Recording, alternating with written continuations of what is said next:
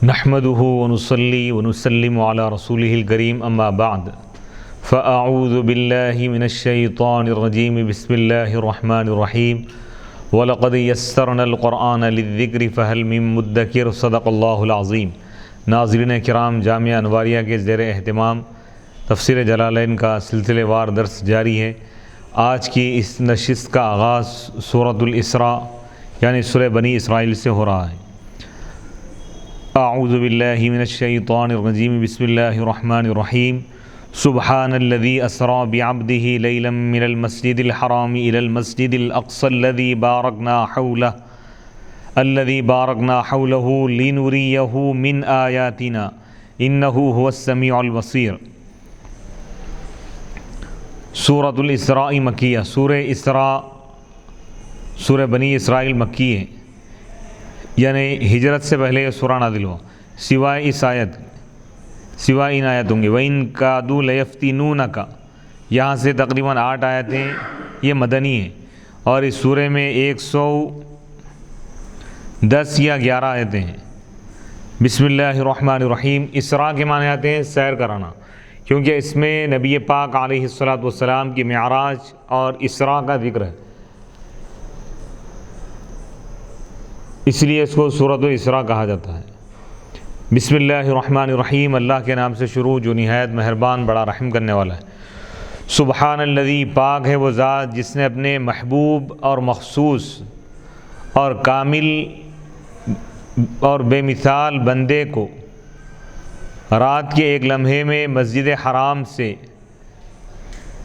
مسجد اقصی کی سیر کرائی، وہ مسجد اقصی جس کے اطراف ہم نے برکتیں رکھی ہیں۔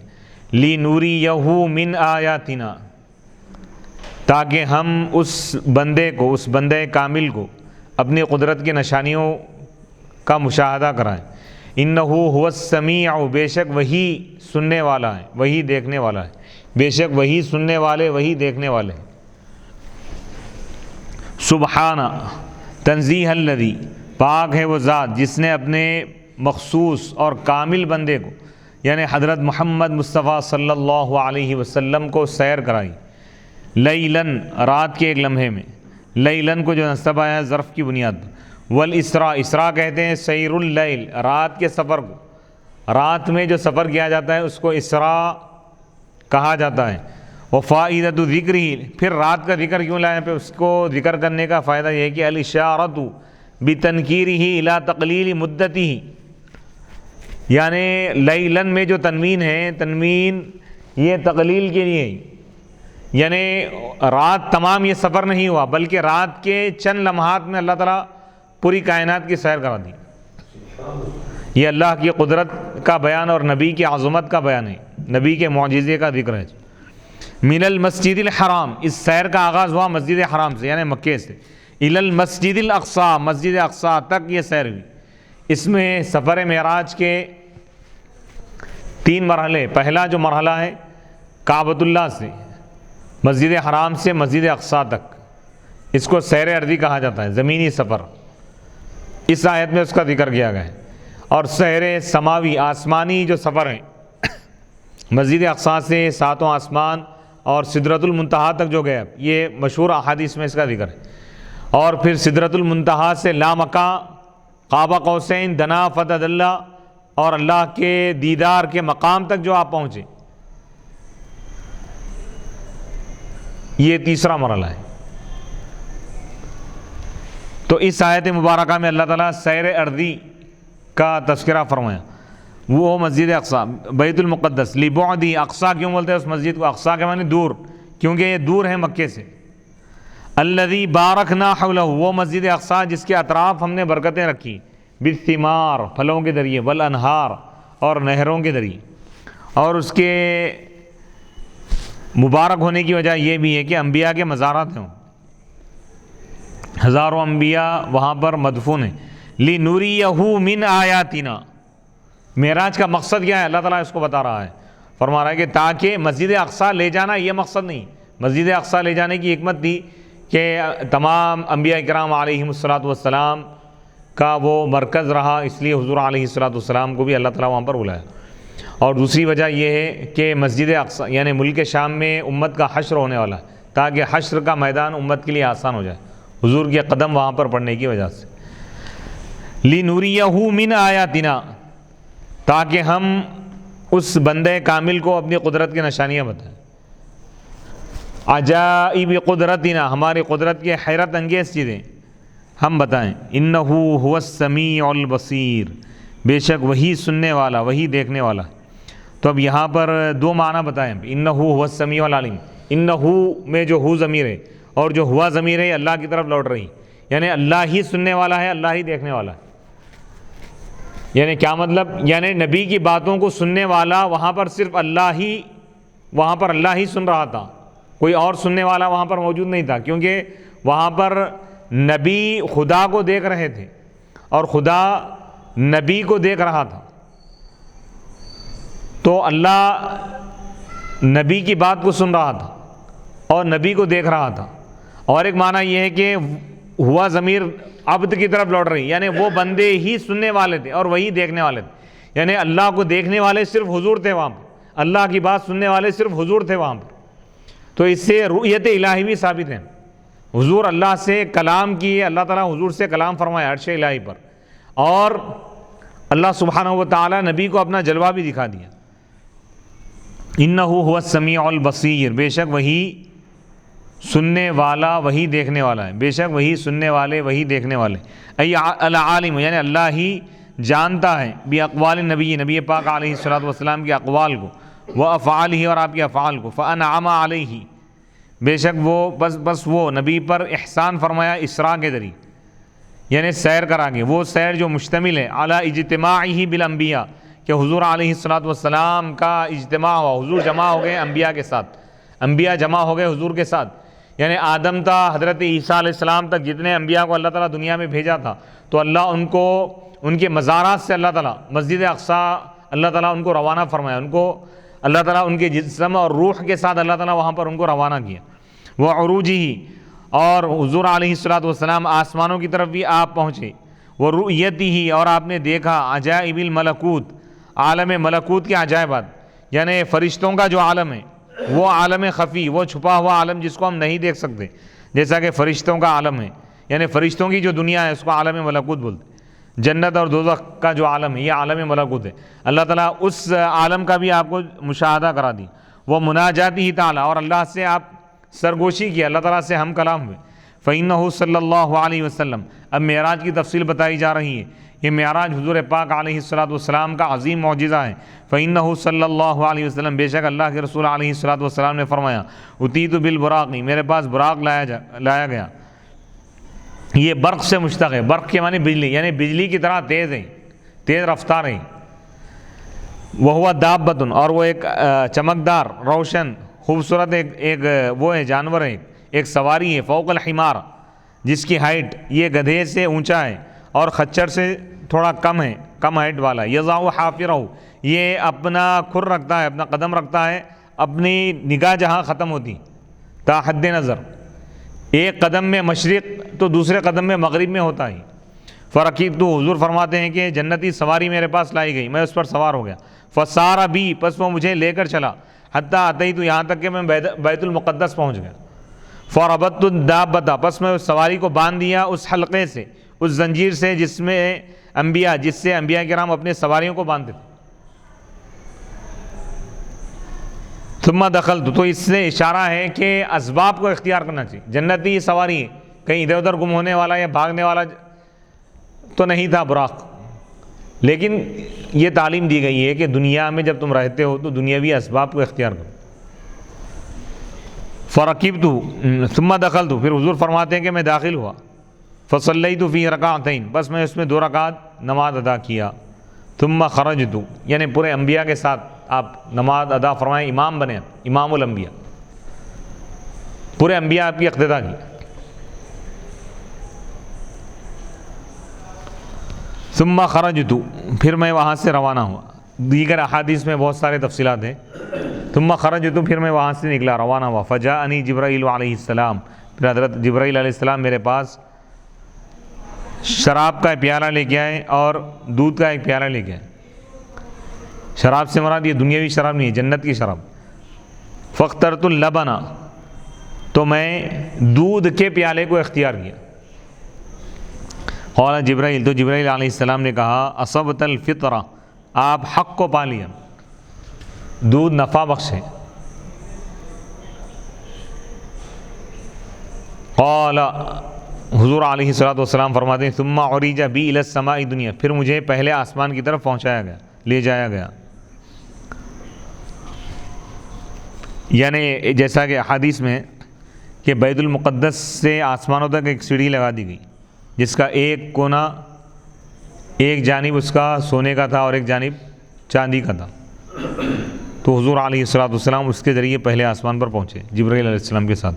فاستفتح جبرائیل، جبرائیل علیہ السلام دروازہ کھولنے کے، دروازہ لگا ہوا تھا وہاں پہ آسمان میں، دروازہ کھولنے کا انہوں نے ذکر کیا، یعنی دروازہ کھولنے کے لیے کہا جبرائیل علیہ السلام نے دیگر فرشتوں سے.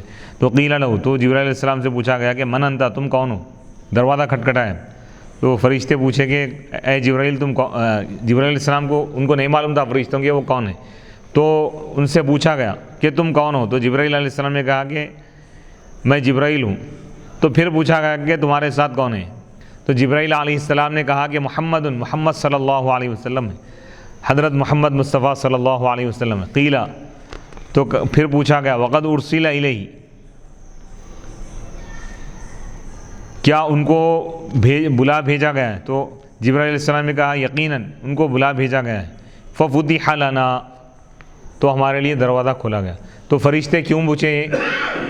تو جبرائیل علیہ السلام کا جو راستہ تھا ہمیشہ کا، جب وہ آسمانوں سے گزرتے آتے جاتے تو ان کا راستہ الگ تھا، اور حضور کے اعزاز کے لیے ایک الگ راستہ بنایا گیا تھا، ایک الگ دروازہ لگا دیا گیا. تو فرشتے جبرائیل جب بولے تو نہیں کھولے، پوچھے کہ تمہارے ساتھ کون ہے؟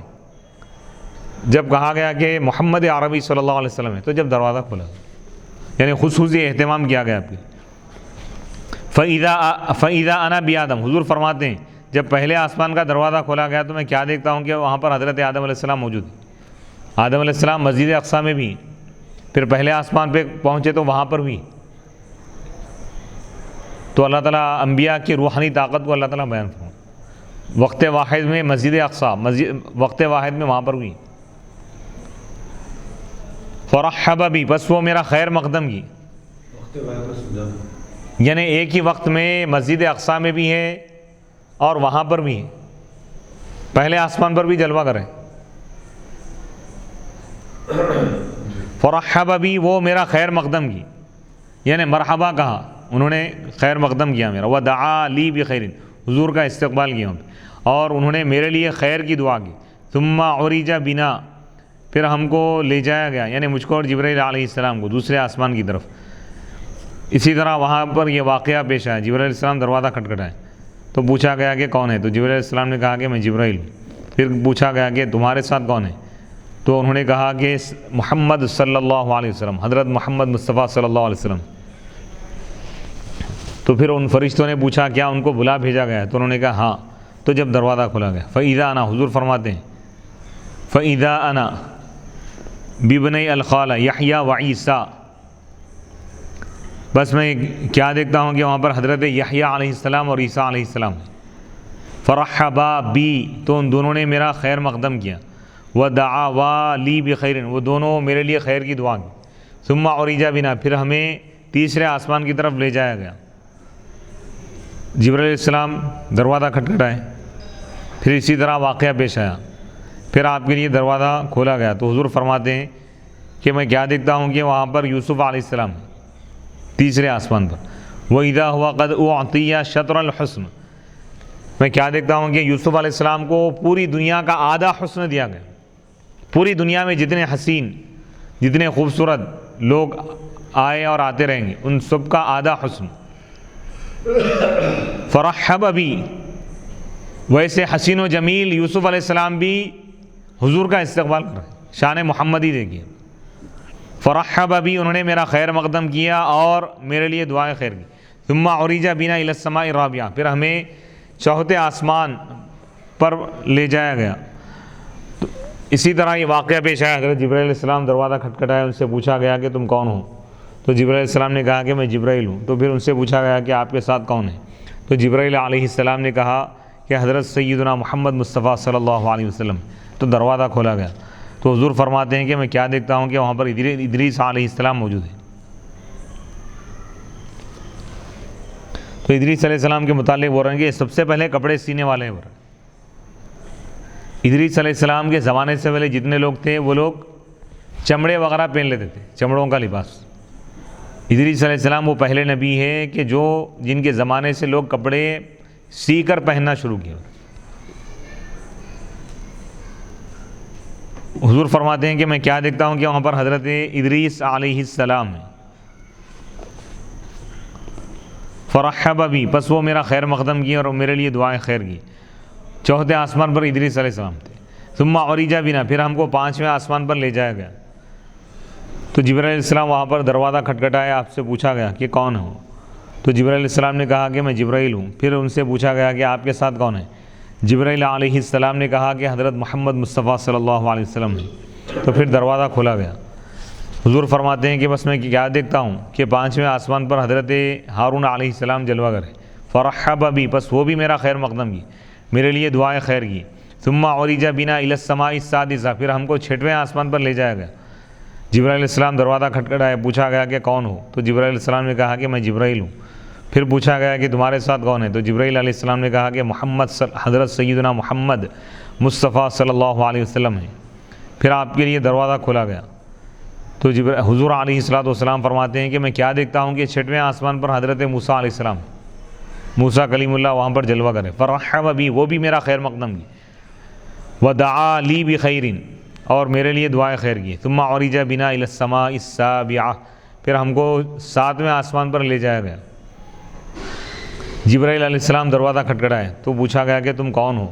جبرائیل علیہ السلام نے کہا کہ میں جبرائیل ہوں. تو پھر پوچھا گیا کہ آپ کے ساتھ کون ہے؟ جبرائیل علیہ السلام نے کہا حضرت سیدنا محمد مصطفیٰ صلی اللہ علیہ وسلم. پھر پوچھا گیا کیا ان کو بھیجا گیا ہے؟ تو جبرائیل علیہ السلام نے کہا ہاں، وہ مہمان ہیں، ان کو بلا بھیجا گیا. تو پھر ہمارے لیے دروازہ کھولا گیا.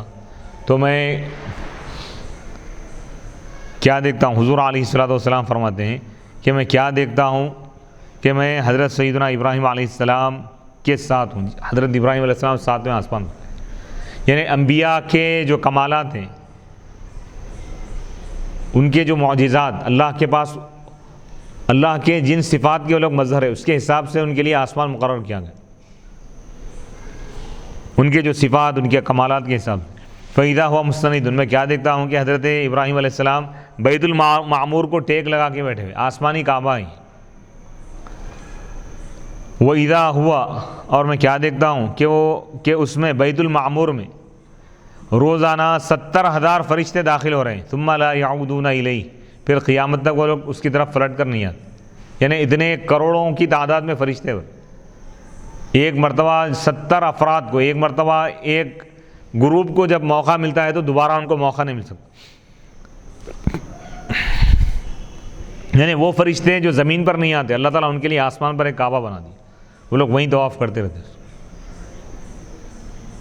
سورہ طور میں اللہ تعالیٰ اس کا ذکر فرمائے، وَالطُّورِ وَكِتَابٍ مَّسْطُورٍ فِي رَقٍّ مَّنشُورٍ وَالْبَيْتِ الْمَعْمُورِ، قسم ہے اس گھر کی جس کو فرشتوں نے آباد کیا ہے، کعبۃ اللہ، آسمانی کعبے کی اللہ تعالیٰ قسم کھا رہا ہے. اور ٹھیک بیچ اسی مقام پر ہے جہاں پر کعبۃ اللہ ہے، زمین پر، ٹھیک اسی مقام پر، اسی کے مقابلے میں 7ویں آسمان کے اوپر آسمانی کعبہ ہے. تو جو فرشتے 70,000 فرشتے ہیں جو طواف کرنے کے لیے آتے ہیں، تو وہ زمین کے نہیں آسمانوں کی ہی، وہاں پر طواف کے لیے تشریف لاتے ہیں. آسمانی کعبے پہ جو ہے نا، آسمان کے جو خاص جو فرشتے ہیں، وہاں بعض فرشتے ایسے جو زمین پر نہیں اترتے، ان کا کام آسمانوں پر ہی، تو وہ لوگ ان کے لیے اللہ تعالیٰ آسمانی کعبہ بنائے. تو 70,000 کے بعد پھر 70,000 ایسی قیامت تک طواف کرتے رہیں گے اس کو، ہر روز نئے 70,000 فرشتے. ثم ذهب بی، حضور علیہ الصلوۃ والسلام فرماتے ہیں کہ پھر مجھے لے جایا گیا. ثم ذهب بی الی سدرۃ المنتہا، سدرۃ المنتہا تک چلے گئے، جیسا قرآن میں ذکر ہے، عند سدرۃ المنتہا عندہا جنت المأوی اذ یغشی السدرۃ ما یغشی ما زاغ البصر وما طغى. سدرہ کہتے ہیں بیری کو، بیری کا درخت. انتہا کا مطلب یہ ہے کہ وہ سرحد ہے، وہ پوری کائنات کی سرحد ہے، یعنی 7ویں زمین سے لے کر 7واں آسمان کے بعد جو ڈیڈ لائن ہے، جو سرحد ہے، کائنات جہاں پر ختم ہو جاتی، تمام کائنات کی جہاں پر حدیں ختم ہو جاتی، اس کے آگے کوئی جا ہی نہیں سکتا. اس مقام کا نام سدرۃ المنتہا. نہ جبرائیل جا سکتے ہیں، نہ میکائیل، نہ اسرائیل، نہ اسرافیل، نہ کوئی فرشتہ، نہ کوئی نبی، کوئی بھی نہیں. اس مقام سے بھی آپ آگے بڑھیں. بلغ العلا بکمالہ کشف الدجی بجمالہ حسنت جمیع خصالہ صلوا علیہ وآلہ. فإذا ورقوا، حضور فرماتے ہیں میں کیا دیکھتا ہوں کہ اس کے پتے، اس کے ایک ایک پتے کا یہ حال ہے کآذان الفیلہ، ہاتھیوں کے کانوں کے برابر ایک پتا اس کا. وإذا ثمروا، میں کیا دیکھتا ہوں کہ اس کے پھل کالقلال، یعنی بڑے بڑے رنجنوں کی طرح ہے بولے. فلما غشیہ من امر اللہ ما غشیہ، جب اس پر چھا گئی وہ چیزیں اللہ کے حکم سے جو چھا جانا تھا، یعنی نورانی مخلوق جب وہاں پر جمع ہوں گی، یعنی انوار و تجلیات کی جب بارش ہونے لگی وہاں پر. فلما غشیہ من امر اللہ، یہی غشیہ سدرہ تھا، جیسا کہ قرآن میں اذ یغشی السدرۃ ما یغشی من نور الحضرۃ الالہیہ، یعنی خدا کے جلووں کے نور کی جب بارش ہونے لگی، وہ بارش اتنی ہو گئی، اتنی ہوئی کہ درخت چھپ گیا اس کے جلووں میں. فصار لها من الحسن غیر تلک الحالہ التي كانت علیہ، عام حالات سے زیادہ بہتر ہو گیا تھا، پہلے سے ہی یعنی عمدہ بہترین خوبصورت درخت ہے، لیکن جب حضور کی آمد کی وجہ سے اللہ کے تجلیات، انوار اور تجلیات کی بارش ہونے لگی تو اس کے بہار اور اس کی انوار کا عالم ہی کچھ اور ہو گیا تھا. اذ یغشی السدرۃ ما یغشی، تغیرت، وہ تبدیل ہو گیا. فما احد من خلق اللہ، اللہ کی مخلوق میں کوئی بھی ایسا نہیں ہے کہ اس کے حسن و جمال کو بیان کرے. قال، حضور علیہ الصلوۃ والسلام فرماتے ہیں کہ فاوحى الی ما اوحى، جو وحی کرنا تھا وہ وحی. فاوحى الی عبده ما اوحى ثم دنا فتدلى فكان قاب قوسین او ادنى ثم دنا، پھر نبی اللہ کے قریب ہے اور خدا نبی کے قریب ہو گیا، 2 کمانوں کے برابر یا اس سے کم فاصلہ رہ گیا تھا. فَأَوْحَى إِلَىٰ عَبْدِهِ مَا أَوْحَى، بس وہ اپنے بندے کی طرف وحی کیا جو وحی کرنا تھا، جو دینا تھا دے دیا، جو بتانا تھا بتا دیا، جو جلوہ دکھانا تھا دکھا دیا، جو عطا کرنا تھا عطا کر دیا. اس کو اللہ تعالیٰ راز میں رکھا. فَأَوْحَى إِلَىٰ عَبْدِهِ مَا أَوْحَى. حضور علیہ الصلوۃ والسلام فرماتے ہیں کہ اللہ تعالیٰ میری طرف وحی کیا جو وحی کرنا چاہا. وَفَرَضَ عَلَيَّ، یعنی یہ لامکان کی بات ہے، سدرۃ المنتہا سے بھی اور آگے بڑھے. رف لایا گیا، اس پر سوار ہوئے، اونچائی کی طرف آپ آگے بڑھتے گئے. ایک مقام ایسا ہے کہ جہاں رف رک گیا، وہاں سے پھر آپ آگے بڑھے، وہاں سے آپ کئی قدم پیدل چلے. اب اللہ کے انوار اور تجلیات کے پردے ہٹنے لگے، اللہ کی ذات، اللہ کی طرف سے ندا آنے لگی، ادنو یا محمد، اے محمد قریب ہوتے چلے جائیے. ثم دنا فتدلى فكان قاب قوسین او ادنى فاوحى الى عبده ما اوحى، بغیر کسی فرشتے کے ڈائریکٹ اللہ تعالیٰ حضور سے کلام فرمائے اور اپنا دیدار عطا کیا. حضور اپنے سر کی آنکھوں سے بیداری کی حالت میں خدا کو دیکھے، یہی تو معراج ہے.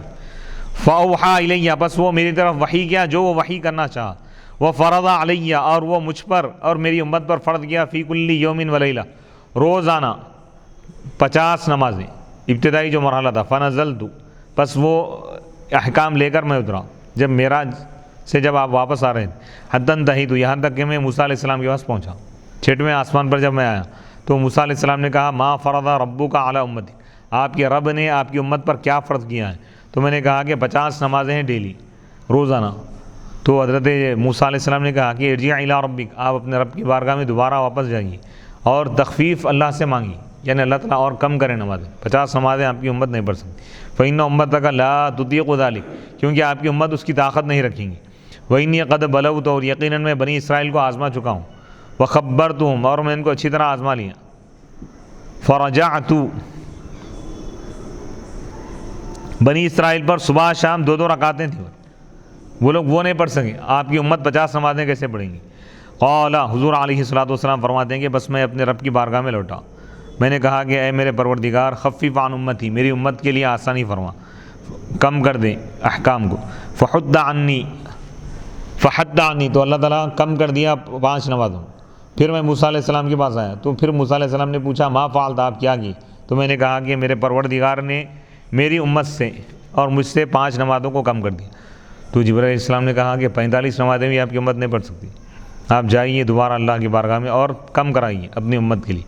تو حضور علیہ الصلوۃ والسلام فرماتے ہیں کہ میں مسلسل میرے رب کے درمیان اور موسیٰ کے درمیان مراجعات کرتا رہا، موسیٰ علیہ السلام کے پاس آ رہے ہیں، وہاں سے پھر اللہ کی بارگاہ میں جا رہے ہیں، تو گویا کہ 9 مرتبہ آپ اللہ کی بارگاہ میں گئے،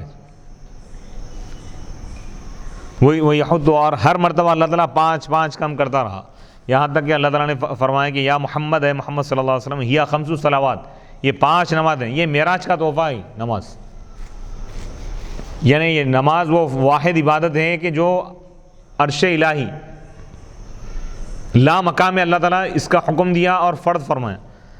یہ 5 نمازیں ہیں دن اور رات میں، ہر نماز کے بدلے میں 10 نیکیاں ہیں، بس یہ 50 نمازیں ہوں گی، 5 نمازیں ہیں لیکن ثواب 50 نمازوں کا ملے گا۔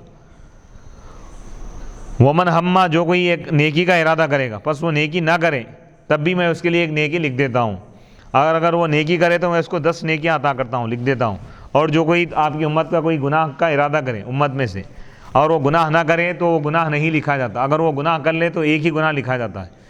فنزلت، بس میں یہ احکام لے کر اترا یہاں تک کہ میں حضرت موسیٰ علیہ السلام کے پاس پہنچا، ان کو اس بات کی خبر دیا، فقال، تو حضرت موسیٰ علیہ السلام نے کہا کہ ارجع، آپ اپنے رب کی بارگاہ میں دوبارہ جائیے اور کم کرائیے اپنی امت کے لیے، فإن امتک لا تطیق ذلک، کیونکہ آپ کی امت 5 کی بھی طاقت نہیں رکھتی۔ حضور علیہ الصلوۃ والسلام فرماتے ہیں کہ فقلت، تو میں نے کہا قد رجعت، موسیٰ علیہ السلام سے میں نے کہا کہ میں اپنے رب کی بارگاہ میں جا چکا ہوں، یہاں تک کہ میں اب حیا کرتا ہوں، یعنی 9 مرتبہ چلے گئے، اگر 10ویں مرتبہ آپ نہیں گئے، کیوں جائیں گے؟ تو اللہ تعالیٰ ہر مرتبہ 5 کم کر رہا تھا، کم فرما رہا تھا، تو کہیں یہ 5 بھی اگر اٹھا لیے جائیں گے تو امت بڑے تحفے سے محروم ہو جائیں گی، تو اس خیال سے اب 10ویں مرتبہ نہیں گئے۔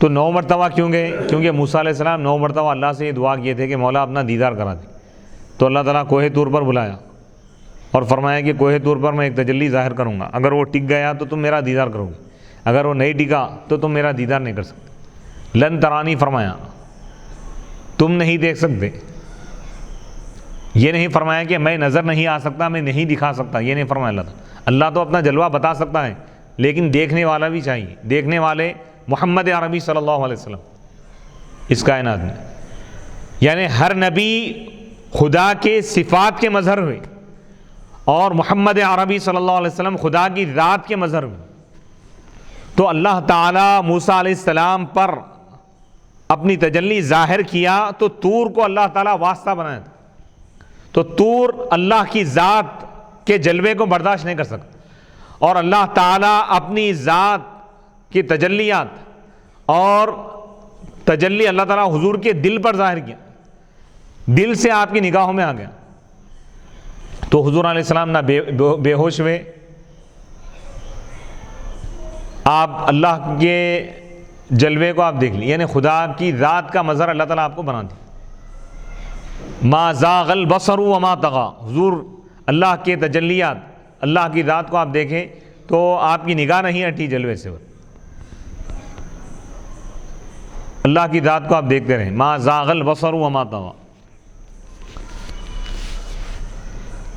تو حضرت موسیٰ علیہ السلام 9 مرتبہ دعا کیے تھے، تو اللہ تعالیٰ ان کی دعا کو قبول فرمایا معراج میں، اور یہ بتا دیا کہ اے موسیٰ تم طور کے ذریعے نہیں دیکھ سکتے مجھ کو، تم نور کے ذریعے میرے نور کو دیکھو، یعنی حضور نور محمدی ہے، یعنی حضور کی ذات نور ہے، اللہ تعالیٰ حضور کی ذات کو یعنی موسیٰ علیہ السلام کے لیے اللہ تعالیٰ ایک وسیلہ بنا دی، اے موسیٰ اگر تم مجھ کو دیکھنا چاہتے ہو تو محمد عربی کے آنکھوں میں میرا جلوہ دیکھ لو۔ تو موسیٰ علیہ السلام کی تمنا تھی کہ بار بار حضور کو دیکھیں تاکہ وہ تجلیات کا فیضان آپ کو ملے۔ تو 9 مرتبہ دعا کی تھے موسیٰ علیہ السلام.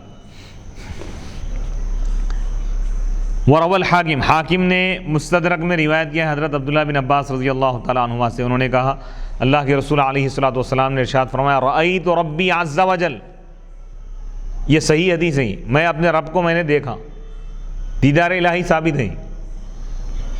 قال تعالی، اللہ تعالیٰ ارشاد فرما رہا ہے کہ وآتینا موسیٰ الکتاب. تو ایک آیت میں اللہ تعالیٰ اختصار کے ساتھ اشارتاً معراج کے واقعے کو اللہ تعالیٰ بیان کرتا ہے. اس کے تفصیلات احادیث مبارکہ میں. اچھا، اس آیت میں صرف زمینی سفر کو کیوں بیان کیا اللہ تعالیٰ؟ تاکہ یہ مکے کے کافروں کے لیے یہ ایک دلیل بن سکے، کیونکہ یہ لوگ آسمانوں کا مشاہدہ نہیں کی، آسمانوں کی سیر نہیں کی، لیکن بیت المقدس اور ملک شام کا یہ لوگ سفر کیا کرتے تھے. جب حضور معراج سے واپس آئے تو یہ لوگ وہاں کی نشانیاں پوچھے اور حضور علیہ الصلوۃ والسلام اس کے نشانیوں کو بیان فرمائے. تو یہ حضور کا معجزہ ہو گئے. قال تعالی، اللہ تعالیٰ نے ارشاد فرمایا وآتینا موسیٰ الکتاب التوراۃ وجعلناہ ھدی لبنی اسرائیل اللہ تتخذوا من دونی وکیلا. اور ہم نے حضرت موسیٰ علیہ السلام کو ہم نے تورات عطا کی، کتاب یعنی تورات. وجعلناہ، اور ہم نے ان کو بنا دیا اس کتاب کو بنی اسرائیل کے لیے ہدایت، یہ کہتے ہوئے، یہ حکم دیتے ہوئے کہ اللہ تتخذوا من دونی وکیلا، تم مجھ کو چھوڑ کر کسی اور کو اپنا وکیل نہ بنا لو، کسی اور کو اپنا خدا نہ بنا لو. یفوضون الیہ امرہم، کہ تم اس کی طرف اپنے معاملے کو حوالے نہ کرو. اللہ تتخذوا، اللہ یتخذوا، دونوں طریقے سے پڑھا گیا، اور ایک قرأت میں تتخذوا فوقانیہ کے ساتھ پڑھا گیا، یعنی یہ حاضر کا صیغہ ہو جائے گا.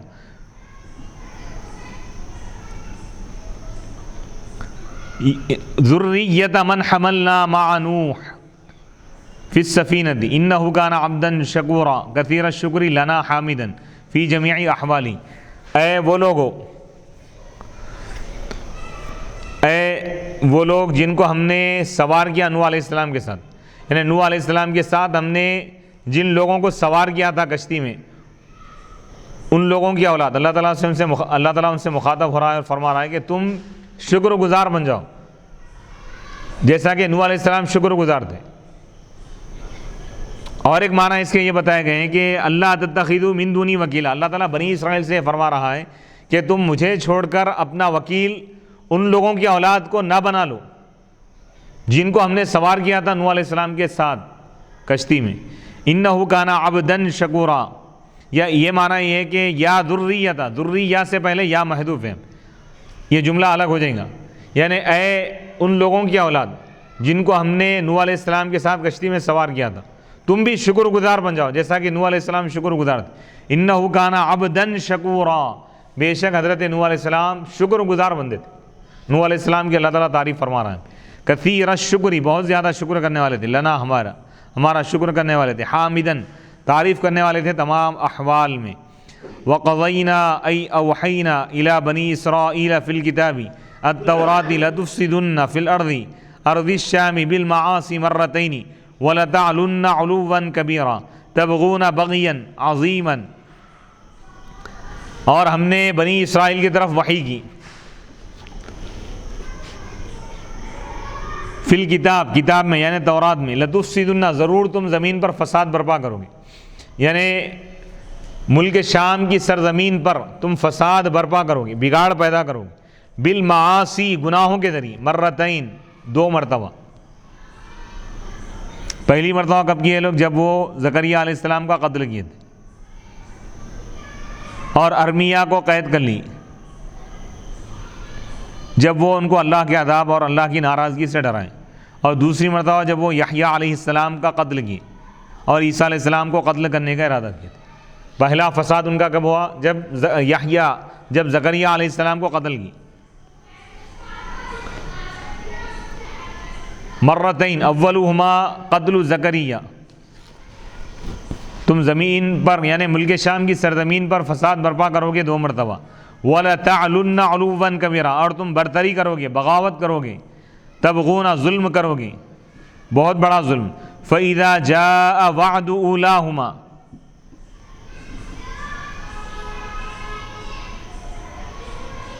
فَإِذَا جَاءَ وَعْدُ أُولَاهُمَا، أُولَا مرتي الفساد بَعَثْنَا عَلَيْكُمْ عبادا لنا اولی بأس شدید اصحاب قوت فی الحرب والبطش فجاسوا ترددوا لطلبکم خلال الدیار وسط دیارکم لیقتلوکم ویسبوکم وکان وعدا مفعولا وقد افسدوا الاولى بقتل زکریا فبعث علیہم جالوت وجنوده فقتلوهم وسلبوا اولادهم وسبوا اولادهم وخربوا بیت المقدس.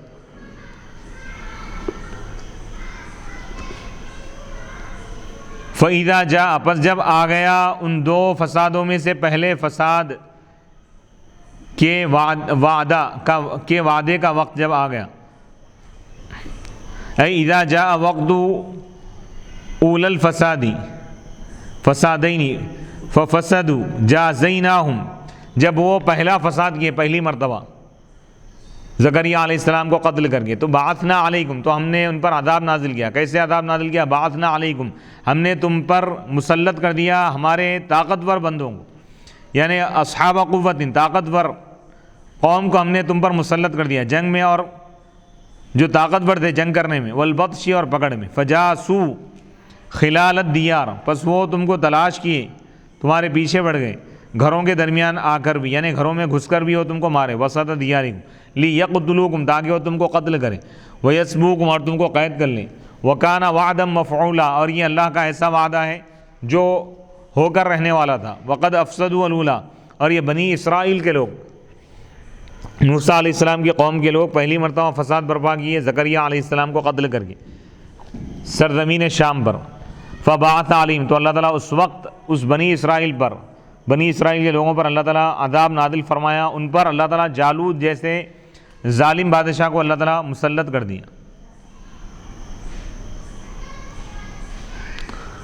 فقتلوہم، تو جالوت اور اس کا لشکر بنی اسرائیل کو قتل کیے اور ان کی اولاد کو قید کر لی. وخربوا بیت المقدس، اور بیت المقدس میں تخریب کاری کی، اس کو ویران کر دی. ثم رددنا لکم الکرۃ الدولۃ والغلبۃ علیہم بعد 100 سنۃ بقتل جالوت وامددناکم باموال وبنین وجعلناکم اکثر نفیرا عشیرۃ، پھر ہم نے تمہارے لیے دولت کو، یعنی حکومت اور اقتدار کو، غلبے کو ہم نے لوٹا دیا ان پر، یعنی تم کو ہم نے غالب کر دیا ان پر، ان کے خلاف ہم نے تم کو غلبہ عطا کیا. 100 سال کے بعد جالوت کے قتل کے ذریعے جالوت قتل کر دیا گیا اور بنی اسرائیل کو غلبہ ملا. داؤد علیہ السلام کے زمانے میں ہوا یہ.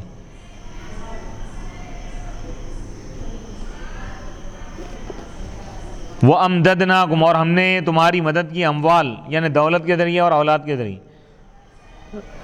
وَجَعَلْنَاكُمْ، اور ہم نے تم کو بنا دیا بڑی جماعت، عشیرتاً، قبیلے کے اعتبار سے بڑا کر دیا ہم نے تم کو، تمہاری عددی طاقت کو بھی ہم نے بڑھا دیا. وَقُلْنَا، اور ہم نے کہا، إِنْ أَحْسَنْتُمْ بِالطَّاعَةِ أَحْسَنْتُمْ لِأَنفُسِكُمْ لِأَنَّ ثَوَابَهُ لَهَا وَإِنْ أَسَأْتُمْ بِالْفَسَادِ فَلَهَا وَإِنْ أَسَأْتُمْ فَلَهَا إِسَاءَتُكُمْ فَإِذَا جَاءَ وَعْدُ الْمَرَّةِ الْآخِرَةِ بَعَثْنَاهُمْ لِيَسُوءُوا وُجُوهَكُمْ يُحْزِنُوكُمْ بِالْقَتْلِ وَالسَّبْيِ حُزْنًا يَظْهَرُ فِي وُجُوهِكُمْ وَلِيَدْخُلُوا الْمَسْجِدَ بَيْتَ الْمُقَدَّسِ فَيُخَرِّبُوهُ كَمَا دَخَلُوهُ وَخَرَّبُوهُ أَوَّلَ مَرَّةٍ وَلِيُتَبِّرُوا يُهْلِكُوا مَا عَلَوْا غَلَبُوا عَلَيْهِ تَتْبِيرًا إِهْلَاكًا وَقَدْ أَفْسَدُوا ثَانِيًا بِقَتْلِ يَحْيَى فَبَعَثَ عَلَيْهِمْ بُخْتَ نَصْرٍ فَقَتَلَ مِنْهُمْ الْأُلُوفًا وَسَبَا ذُرِّيَّةً وَخَرَّبَ بَيْتَ الْمُقَدَّسِ. اور ہم نے کہا، ان احسنتم، اگر تم اچھائی کرو گے، احسان کرو گے اطاعت کے ذریعے، یعنی اطاعت کر کے اگر تم اچھا کام کرو گے، احسنتم، تو تم نے اچھا کیا اپنا، یعنی تم نے اپنا ہی بھلا کیا ہے، کیونکہ اطاعت کا اس کا ثواب تمہارے نفسوں کو ہی ملے گا.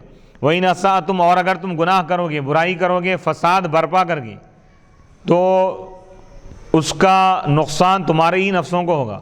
فَإِذَا جَاءَ وَعْدُ الْآخِرَةِ، بس جب آخرت کا وعدہ آ جائے گا، یعنی دوسری مرتبہ، آخری مرتبہ جب تم فساد کرو گے تو اللہ تعالیٰ تم پر عذاب نازل کرے گا. یہ جو وعدہ ہے اللہ تعالیٰ کا، تو جب یہ اس کا وقت آئے گا تو بعثناہم، ہم ان کو ہم نے ان کو اٹھایا، ان کو بھیجا، لیسوء وجوہکم، تاکہ وہ اپنے آپ کو غمزدہ کریں، تاکہ وہ لیسوء وجوہکم، تاکہ وہ لوگ یعنی ظالموں کو ہم نے ان پر مسلط کر دیا، بنی اسرائیل پر، تاکہ وہ ظالم تمہارے چہروں کو غمزدہ کر دیں، یحزنوکم یعنی تم کو غمگین کر دے قتل کے ذریعے اور قید کے ذریعے، ایسا غم جو تمہارے چہروں پر ظاہر ہو، وَلِيَدْخُلُوا الْمَسْجِدَ اور تاکہ وہ مسجدوں میں داخل ہو جائیں یعنی بیت المقدس میں، اور فَيُخَرِّبُوهُ کہ وہ اس کو ویران کریں، کما دخلوہ جیسا کہ وہ پہلی مرتبہ اس کو ویران کیے تھے، وَلِيُتَبِّرُوا مَا عَلَوْا تَتْبِيرًا اور تاکہ وہ برباد کر دے اس چیز کو جس پر وہ چھا گئے تھے، برباد کرنا۔ وقد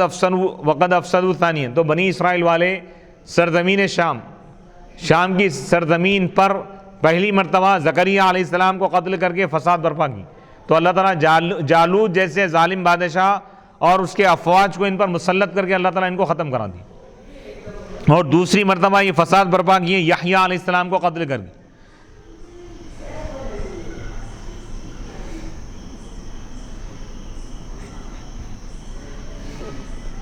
تو اللہ تعالیٰ اس وقت جب یہ لوگ یحییٰ علیہ السلام کو قتل کیے تو ان پر اللہ تعالیٰ بخت نصر جیسے ظالم بادشاہ کو اللہ تعالیٰ ان پر مسلط کر دیا۔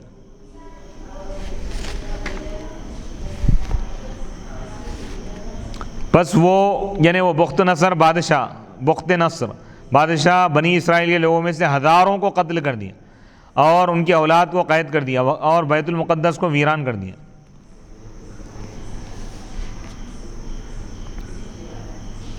وَقُلْنَا اور ہم نے کہا فی الکتاب کتاب میں یعنی تورات میں، عَسَىٰ رَبُّكُمْ أَن يَرْحَمَكُمْ قریب ہے، امید ہے کہ تمہارا رب تم پر رحم کرے، بعد المرۃ الثانیہ یہ دوسری مرتبہ کے عذاب کے بعد، ان تم اگر تم توبہ کرو گے۔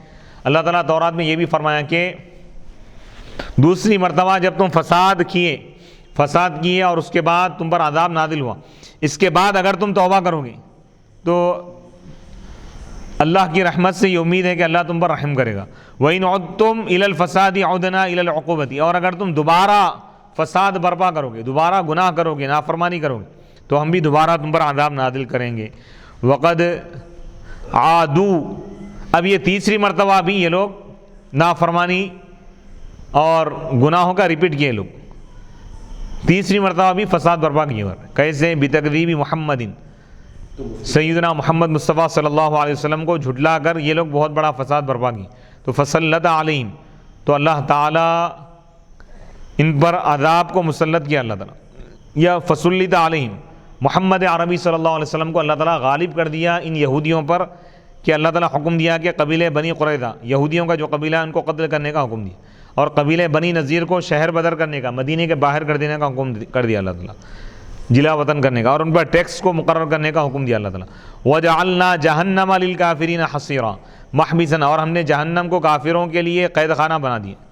إِنَّ هَذَا الْقُرْآنَ سے میرا سوال یہ ہے کہ جیسا کافروں کی یعنی کافروں کا اللہ اور اس کے رسول کی نافرمانی کرنے کی وجہ سے اللہ کا عذاب ان پر نازل ہوا ہے، بالکل اسی طرح اگر مومن و مسلمان بھی اللہ و رسول کی نافرمانی کرتے ہیں، نماز نہیں پڑھتے، حقوق ادا نہیں کرتے، والدین کے حقوق ہے، پڑوسیوں کے حقوق ہے، اولاد کے حقوق ہے، بیویوں کے حقوق ہے، ان کے حقوق ادا نہیں کرتے اور اللہ و رسول کی نافرمانی کرتے ہیں، تو کیا مومن و مسلمانوں کو یعنی ان پر بھی اللہ کا عذاب نازل ہوگا، مومن و مسلمانوں پر بھی ان کے گناہوں کی وجہ سے، یا صرف یہ کفار و مشرکین کے لیے خاص ہے؟ یہ جو خطرناک جو عذاب ہے جس کا ذکر کیا گیا ہے یہ کافروں کے ساتھ، یہودیوں کے ساتھ خاص ہے۔ امت محمدیہ میں جو لوگ ایمان لا لیے تو اللہ تعالیٰ ان پر ایسا عذاب نازل نہیں کریں گے، کیونکہ اللہ تعالیٰ کا وعدہ ہے وما کان اللہ لیعذبہم وانت فیہم، مسلمان تو مسلمان، اس امت کے کافروں پر بھی اللہ عذاب نازل نہیں کریں گے، عمومی عذاب جس کے بعد کوئی بچتا ہی نہیں، ویسا عذاب نازل نہیں ہوگا۔ البتہ آزمائشیں ہیں گی گناہوں کی وجہ سے، ایمان والا ہے لیکن گناہ کر رہا ہے، فرائض ادا نہیں کر رہا ہے، تو اللہ تعالیٰ اس کو مصیبتوں میں مبتلا رکھے گا۔ عمومی عذاب ایسا نازل نہیں ہوگا، یعنی جس کے بعد پوری قوم کی قوم ختم ہو جا رہی ہے، ایسا عذاب امت محمدیہ پر اللہ تعالیٰ نازل نہیں فرمائے گا، کیونکہ اللہ کا وعدہ ہے کہ اے محبوب آپ کے رہتے ہوئے ہم ان پر عذاب نازل نہیں کریں گے۔ ان ھذا القرآن یہدی للتی ہی اقوم وَيُبَشِّرُ الْمُؤْمِنِينَ الَّذِينَ يَعْمَلُونَ الصَّالِحَاتِ أَنَّ لَهُمْ أَجْرًا كَبِيرًا۔ بے شک یہ قرآن راستہ بتاتا ہے، اس چیز کا راستہ بتاتا ہے جو زیادہ بہتر ہے، درست ہے، اور ایمان والوں کو یہ قرآن خوشخبری دیتا ہے، وہ ان ایمان والوں کو جو نیک اعمال کرتے ہیں، ان لہم کہ ان کے لیے بہت بڑا اجر ہے، یعنی جنت ہے۔ وَيُخْبِرُ اور یہ قرآن خبر دیتا ہے اس بات کی کہ ان الذین لا یؤمنون وان الذین اور یہ کہ وہ لوگ جو ایمان نہیں لاتے آخرت پر، اعددنا لهم عذابا الیما ان کے لیے ہم نے دردناک عذاب تیار کر رکھا ہے، مؤلما تکلیف دینے والا عذاب، هو النار وہ جہنم کا عذاب۔ سورہ بنی اسرائیل کا پہلا رکوع مکمل ہوا، یہاں سے دوسرا رکوع شروع ہو رہا۔ وَيَدْعُ الْإِنسان ابھی کیونکہ اس میں معراج کا بھی واقعہ تھا اور بنی اسرائیل کے جو واقعات ہیں، تورات کا جو حصہ تھا اس کو بھی اللہ تعالیٰ بیان فرمایا۔ تورات میں جو چیزیں اللہ تعالیٰ نازل فرمایا اس کا تذکرہ قرآن میں کیا۔ وَيَدْعُ الْإِنسَانُ بِالشَّرِّ دُعَاءَهُ بِالْخَيْرِ وَيَدْعُ الْإِنسَانُ بِالشَّرِّ عَلَى نَفْسِهِ وَأَهْلِهِ إِذَا زَجِرَ دُعَاءَهُ أَيْ كَدُعَائِهِ لَهُ بِالْخَيْرِ وَكَانَ الْإِنسَانُ عَجُولًا بِالدُّعَاءِ عَلَى نَفْسِهِ وَعَدَمِ النَّظَرِ فِي عَاقِبَتِهِ، یعنی انسان کی فطرت اور مزاج کو بتایا جا رہا ہے کہ وَيَدْعُ الْإِنسَانُ اور انسان دعا کرتا ہے، بالشر برائی کی، علی نفسی اپنے نفس کے خلاف اور اپنے گھر والوں کے خلاف، اذا زجر جب وہ بے چین ہو جاتا ہے، جب وہ بے قرار ہو جاتا ہے، دعا ہو وہ ایسا ہی کرتا ہے دعا جیسا کہ وہ اپنی خیر کے لیے دعا کرتا ہے، یعنی خیر کے لیے جس طرح دعا کرتا ہے خیر مانگنے کے لیے، تو جب وہ بے چین ہو جاتا ہے مصیبتوں کی وجہ سے، پریشانیوں کی وجہ سے بے قرار ہو جاتا ہے تو شر کی بھی دعا کرتا ہے۔ وَكَانَ الْإِنسَانُ عَجُولًا اور انسان جلد باز ہے، بِالدُّعَاءِ عَلَى نَفْسِهِ اپنے خلاف دعا کرنے میں اور اس کے انجام کو نہ دیکھنے کے بارے میں، یعنی انسان کا ایک پہلو یہ ہے عام انسان کہ وہ مایوس بھی ہو جاتا، یعنی کوئی مصیبت آ گئی اور وہ اس مصیبت کا مقابلہ نہیں کر رہا ہے تو وہ اپنی موت کے لیے اور موت کی تمنا کرتے ہوئے دعائیں کرتا ہے۔ اللہ تعالیٰ فرمانا ہے کہ انسان جلد باز ہے۔ وَجَعَلْنَا اللَّيْلَ وَالنَّهَارَ آیَتَيْنِ اور ہم نے دن اور رات کو دو نشانیاں ہم نے بنایا ہیں، دالتین علی قدرتنا یہ وہ دو نشانیاں ہیں جو ہماری قدرت پر دلالت کرتے ہیں۔ فَمَحَوْنَا آیَةَ اللَّيْلِ بس ہم نے رات کی نشانی کو ہم مٹا دیتے ہیں، طمسنا نورہا یعنی اس کی روشنی کو ہم مٹا دیتے ہیں، بالظلام اندھیرے کے ذریعے، لِتَسْكُنُوا فِيهِ تاکہ اس میں تم رہو، اضافت بیان کے لیے۔ وَجَعَلْنَا اور ہم دن کی نشانی کو دن میں ہم اجالا عطا کرتے ہیں، دن میں لوگ دیکھتے ہیں روشنی کی وجہ سے، لِتَبْتَغُوا فِيهِ تاکہ تم اس دن کی روشنی میں اپنے رب کا فضل طلب کرو، اپنے رب کی جانب سے، بالکسب یعنی معیشت کو طلب کرو، وَلِتَعْلَمُوا بِهِ مَا اور تاکہ تم دن اور رات کے ذریعے سالوں کی تعداد، دنوں کی تعداد، مہینوں کی تعداد جان لو، والحساب اور حساب جان لو، للأوقات وقت کا حساب، وَكُلَّ شَيْءٍ اور ہر چیز کو ہم نے تفصیل سے بیان کیا، جن جن چیزوں کی ضرورت ہے انسان کو اس کو ہم نے مفصل اور مبرہن اور مدلل واضح طور پر ہم نے بیان کیا، بَيَّنَّاهُ تَبْيِينًا وَكُلَّ إِنسَانٍ أَلْزَمْنَاهُ طَائِرَهُ أي عمله يحمله في عنقه خص بالذكر لأن اللزوم فيه أشد وقال مجاهد ما من مولود يولد إلا وفي عنقه ورقة مكتوب فيها شقي أو سعيد ونخرج له يوم القيامة كتابا مكتوبا فيه عمله يلقاه منشورا صفتان لكتابا وكل إنسان اور ہر انسان اس کی گردن میں، ہر انسان کی گردن میں ہم نے اس کے نام اعمال کو لٹکا دیا ہے۔ طائرہ طائر کے معنی اصل آتے ہیں پرندہ، مراد یہاں پر اس کا عمل ہے، عمل ہو اس کے عمل کو ہم نے لٹکا دیا ہے، کیا عمل کرنے والا ہے اس کی تقدیر کو، اس کے نام اعمال کو ہم نے لٹکا دیا ہے جس کو وہ اٹھا رہا ہے، فی عنقی اپنی گردن میں۔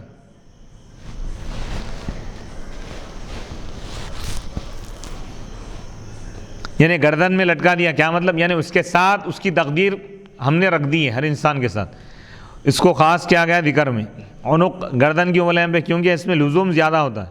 وقال مجاہد، مجاہد نے کہا کہ کوئی بچہ پیدا نہیں ہوتا مگر اس کی گردن میں ایک پرچی ہوتی ہے جس میں لکھا ہوتا ہے کہ وہ جنتی ہے یا دوزخی ہے، نیک بخت ہے یا بدبخت ہے۔ وَنُخْرِجُ لَهُ، اور ہم اس کے لیے قیامت کے دن ایک کتاب نکالیں گے ہم اس کے لیے، یعنی اس کا نام اعمال جس میں اس کا عمل لکھا ہوا ہوگا۔ یلقاہ، وہ اس کو پائے گا اس حال میں کہ وہ کھلا ہوں گا۔ اعمال کے دفتر نام اعمال کھلے کے کھلے ہم اس کے سامنے رکھ دیں گے۔ وہ یقال لہ، اور اس سے کہا جائے گا اقرا کتابک، تم اپنی کتاب پڑھو۔ کتاب زندگی ہے، یعنی دنیا میں جو کچھ کیا انسان اس کی وہ ہے نام اعمال۔ کفا بنفسک الیوم علیک حسیبا، آج تیری ذات ہی تیرا حساب لینے کے لیے کافی۔ اللہ فرما رہا ہے کہ ہمارے حساب لینے کی ضرورت نہیں ہے، تم اپنی کتاب پڑھ لو، خود بخود تم کو معلوم ہو جائے گا کہ تم دنیا میں کیا کیا عمل کی۔ لیکن اللہ تعالیٰ حساب و کتاب لے گا۔ بندہ اگر انکار کرے گا تو اب اس کا نام اعمال اس کے سامنے پیش کر دیا جائے گا۔ من اہتدی فانما یہتدی لنفسہ، جو ہدایت اختیار کرے گا تو وہ اپنی ذات کے لیے ہدایت اختیار کرے گا، یعنی اس کا فائدہ اسی کو ہونے والا ہے، کیونکہ اس کے ہدایت یافتہ ہونے کا ثواب اس کو ملنے والا ہے۔ ومن ضل، اور جو گمراہ ہو جائے گا تو اس کی گمراہی کا وبال اسی کی طرف لوٹنے والا ہے۔ ولا تزر وازرۃ وزر اخری، اللہ کا یہ قانون بھی ہے کہ کوئی گناہ کرنے والا بوجھ نہیں اٹھاتا دوسرے گناہ کرنے والے کے بوجھ کو، یعنی ایک شخص گناہ کیا تو اس کا بوجھ دوسرے پر نہیں لادا جائے گا، جو گناہ کیا اسی کو اس کی سزا دی جائے گی۔ وما كنا معذبین احدا، اور ہم کسی کو عذاب دینے والے نہیں ہیں یہاں تک کہ ہم کسی رسول کو بھیجتے ہیں، یعنی کسی علاقے میں اگر ہم جب تک رسول کو نہیں بھیجتے ہم وہاں پر عذاب نازل نہیں کرتے، پہلے پیغمبر کو بھیجتے ہیں اور پیغام پہنچاتے ہیں، پھر ان کو موقع دیتے ہیں، اگر وہ لوگ سدھر گئے ایمان لا لیے ٹھیک ہے، اس کے باوجود ایمان نہ لائیں تو اللہ تعالیٰ عذاب نازل کرتا ہے۔ وَإِذَا أَرَدْنَا أَن نُهْلِكَ قَرْيَةً، اور جب ہم کسی بستی کو ہلاک کرنا چاہتے ہیں، تباہ و تاراج کرنا چاہتے ہیں، امرنا مترفیہا، تو ہم اس کے مالدار خوشحال لوگوں کو حکم دیتے ہیں، یعنی رؤساء کو، امراء کو، بالطاعتی، اطاعت کا حکم دیتے ہیں، علی لسانی رسولنا، ہمارے رسولوں کی زبان پر، یعنی وہاں پر ان کو بھی ہم پیغام پہنچا دیتے ہیں، لیکن اگر اس کے باوجود وہ پیغام کو قبول نہ کرے، ففسقوا، اور وہ اس میں فسق کرے، یعنی اطاعت سے اگر نکل جائیں، فحق علیہ القول، تو ہمارا عذاب ان پر واجب ہو جاتا ہے، فدمرناہا تدمیرا، تو ہم اس کو مکمل طور پر ختم کر دیتے۔ اللہ اکبر۔ اہلکناہا باہلاک اہلیہا وتخریبہا، اس کو ہم تباہ و تاراج کر دیتے ہیں، یعنی کسی بستی کو جب ہم ہلاک کرنے کا ارادہ کرتے ہیں، اللہ فرما رہا ہے کہ وہاں پر مالدار لوگوں کو ہم اپنے دین کا پیغام پہنچاتے ہیں پہلے اپنے بندوں کے ذریعے، اس کے باوجود اگر وہ نہ مانے تو اس بستی کو ہم ہلاک کر دیتے ہیں۔ یعنی عیش پسند جو لوگ ہیں، جو نافرمانی کرتے جا رہے ہیں، عیش و عشرت میں لگے ہوئے، ڈوبے ہوئے، اللہ کی نافرمانی کر رہے ہیں، تو اللہ اس بستی کو ہلاک کر دیتا ہے۔ وَكَمْ أَيْ كَثِيرًا وَكَمْ أَهْلَكْنَا مِنَ الْقُرُونِ مِنْ بَعْدِ نُوحٍ، بہت سی بستیوں کو، کتنے ہی بستیوں کو ہم نے ہلاک کر دیا، امتوں کو ہم نے ہلاک کر دیا نوح علیہ السلام کے بعد۔ نوح علیہ السلام کی قوم کو ہلاک کرنے کے بعد بھی ہم کئی اقوام کو، کئی امتوں کو ہم ہلاک کر دیا ان کے گناہوں کی وجہ سے۔ وَكَفَى بِرَبِّكَ بِذُنُوبِ عِبَادِهِ خَبِيرًا بَصِيرًا، آپ کا رب کافی ہے اپنے بندوں کے گناہوں کو جاننے کے لیے اور اس سے باخبر رہنے کے لیے، یعنی اللہ تعالیٰ بندوں کے ظاہری گناہوں کو بھی جانتا ہے، باطنی گناہوں کو۔ من کان یرید العاجلۃ عجلنا له فیہا ما نشاء لمن نرید ثم جعلنا له جہنم یصلاھا مذموما مدحورا، جو عاجلہ جلد ملنے والی چیز، یعنی دنیا کو جو چاہتا ہے، جو اپنے عمل کے ذریعے دنیا کا ارادہ کرتا ہے، تو ہم اس کے لیے دنیا کو جلدی کر دیتے ہیں۔ عجلنا له فیہا، تو ہم اس کے لیے جلدی کرتے ہیں اس چیز، اس میں، اس دنیا میں، ما نشاء، ہم جو چاہتے ہیں، لمن نرید، جس کے لیے ہم چاہتے ہیں، جلدی کرنا چاہتے ہیں، ثم جعلنا له جہنم، پھر آخرت میں ہم اس کو، اس کے لیے جہنم مقرر کر دیتے ہیں، یصلاھا، جس میں وہ داخل ہوگا، مذموما، اس حال میں کہ وہ ملامت کیا ہوا ہوگا، مدحورا دھتکارا ہوا ہوگا، رحمت سے محروم ہوگا. ومن اراد الآخرۃ، اور جو آخرت کا ارادہ کرتا ہے، وسعى لها سعيها، آخرت کا ارادہ کر کے خالی بیٹھا ہوا نہیں ہے بلکہ اس کے لیے سعی کرتا ہے، اس کی کوشش کرتا ہے. عمل عملها اللائق بها، آخرت کے لیے جو مناسب عمل ہے وہ کرتا ہے. وہو مؤمن، اس حال میں کہ وہ مؤمن ہو. آخرت کے لیے اللہ تعالیٰ فرما رہا ہے کہ ایمان کے ساتھ عمل صالح کرو. فَأُولَئِكَ كَانَ سَعْيُهُمْ مَشْكُورًا، بس یہی وہ لوگ ہیں جن کی کوشش اور کاوش قابل ستائش ہے، اللہ کے پاس قابل قدر ہے. اللہ تعالیٰ اس کی قدر فرمائے گا، اللہ تعالیٰ اس کی حوصلہ افزائی فرمائے گا، اللہ اس پر عظیم جزا عطا فرمائے گا. اللہ اکبر. تو معلوم یہ ہوا کہ آخرت کی کامیابی کے لیے پہلے ایمان شرط ہے اور اس کے ساتھ عمل صالح بھی ہونا ہے. عند اللہ، اللہ کے پاس، ای مقبولاً، اللہ تعالیٰ اس کو قبول فرمائے گا، اس پر ثواب عطا فرمائے گا. کلم من الفریقین کلم نمد ہؤلاء وہؤلاء من عطاء ربک وما کان عطاء ربک محظورا. ہر ایک کو ہم عطا کرتے ہیں، ہر ایک کی ہم مدد کرتے ہیں، ہم ان کو بھی دیتے ہیں ان کو بھی دیتے ہیں. دنیا چاہنے والوں کو ہم دنیا دے دیتے ہیں، آخرت چاہنے والوں کو ہم آخرت دے دیتے ہیں. کلن نمد، کلن، یہ دو جماعتوں میں سے دو گروپ بنا دیا اللہ تعالیٰ. ایک دنیا کا گروپ ہے، ایک آخرت کا گروپ. جو لوگ دنیا چاہ رہے ہیں ہم دنیا کا دروازہ ان کے لیے کھول دیتے ہیں، جو آخرت چاہتا ہے تو ہم اس کے لیے آخرت کے دروازے کھول دیتے ہیں. کلن نمد، ہر ایک کی ہم مدد کرتے ہیں، ہر ایک کو ہم عطا کرتے ہیں. ہؤلاء وہؤلاء، ان کو بھی اور ان کو بھی. من عطاء ربک، یہ آپ کے رب کی عطا ہے دنیا میں. وما کان، آپ کے رب کی عطا میں سے ہے یہ برائے. وما کان عطاء ربک محظورا، آپ کے رب کی عطا کو کوئی روک نہیں سکتا. اللہ اگر کسی کو دنیا دینا چاہے تو بھی کوئی نہیں روک سکتا، اللہ کسی کو آخرت میں نوازنا چاہے تو اس سے بھی کوئی نہیں روک سکتا. اللہ کی شان، اللہ کی ذات بے نیاز ہے. اللہ تعالیٰ جس سے چاہے عطا کرے. ممنوعا من احد، اللہ تعالیٰ فرما رہا ہے کہ آپ کے رب کی عطا کسی سے روکی نہیں جاتی. اور یعنی جو بندہ جو چاہے اللہ اس کو عطا فرما دیتا. یعنی اللہ سے مانگنا چاہیے. اس آیت کا خلاصہ یہ ہے کہ اللہ تعالیٰ فرما رہا ہے کہ دنیا بھی ہمارے پاس ہے، آخرت بھی ہمارے پاس ہے، تم جو مانگنا چاہو ہم سے مانگ لو. انظر، آپ دیکھیے، کیف فضلنا بعضهم علی بعض، ہم نے کیسے ترجیح دی، فضیلت دی ہے ان میں سے بعض کو بعض پر، رزق میں اور جاہ اور مرتبے میں. دنیا میں سب کو ایک جیسا رزق اللہ تعالیٰ عطا نہیں فرمایا، ہر ایک کو الگ الگ رزق. کسی کو دولتوں سے نواز دیا، کسی کو اللہ تعالیٰ رزق میں میانہ روی عطا فرمایا، کسی کو بے حد عطا فرمایا، کسی کو بے حساب عطا فرما دی. اللہ فرما رہا ہے کہ یہ ہماری مرضی ہے، یہ ہمارا اختیار ہے.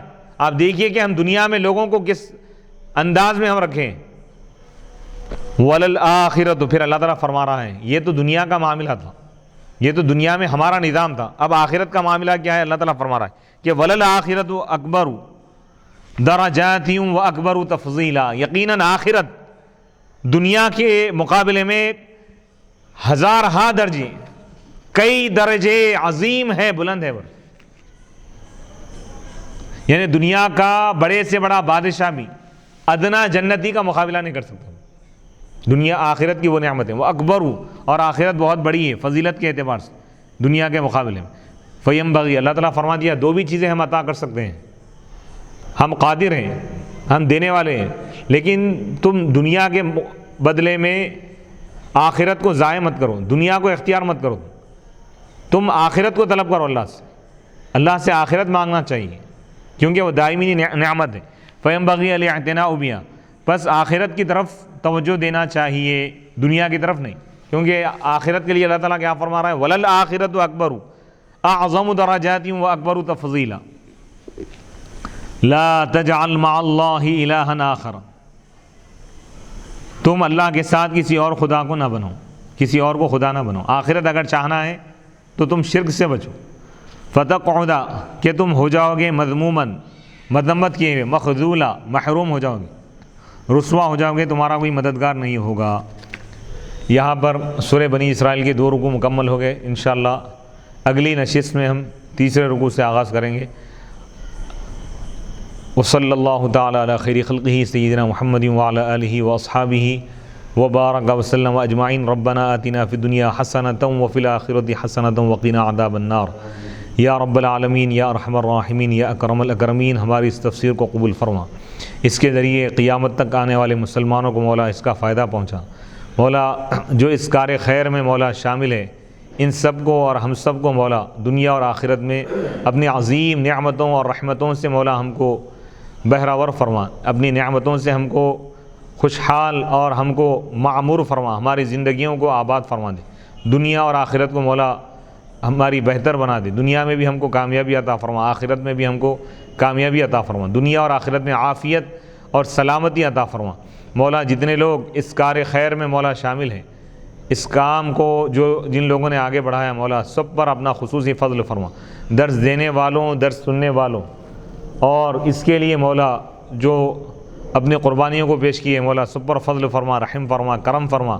قرآن کے فیوض و برکات، صاحب قرآن کے فیوض و برکات سے مولا ہم سب کو اور ہماری قیامت تک آنے والی نسلوں کو مولا مالا مال فرما. اس کے فیوض و برکات ہم کو عطا فرما. ظاہر اور باطن کو ہمارے چمکا دے مولا. مولا ہم کو حقیقی سعادت اور کامیابی عطا فرما. خاتمہ بالخیر فرما. ہم کو ایمان پر قائم و دائم رکھ مولا. آخرت میں ہم کو جہنم کے عذاب سے بچا لے، قبر کے عذاب سے بچا لے. جنت الفردوس میں نبیین، صدیقین اور شہداء کے ساتھ ہمارا حشر فرما. جنت الفردوس میں مولا ہم کو اور ہمارے والدین اور ہماری آل اولاد قیامت تک آنے والی نسلوں کو مولا جنتی بنا دے. مولا سب کو حضور کا چاہنے والا، حضور کا عاشق، اہل بیت کا عاشق، صحابہ اور اولیاء اللہ کا عاشق بنا دے. قرآن اور صاحب قرآن کا فیض عطا فرما.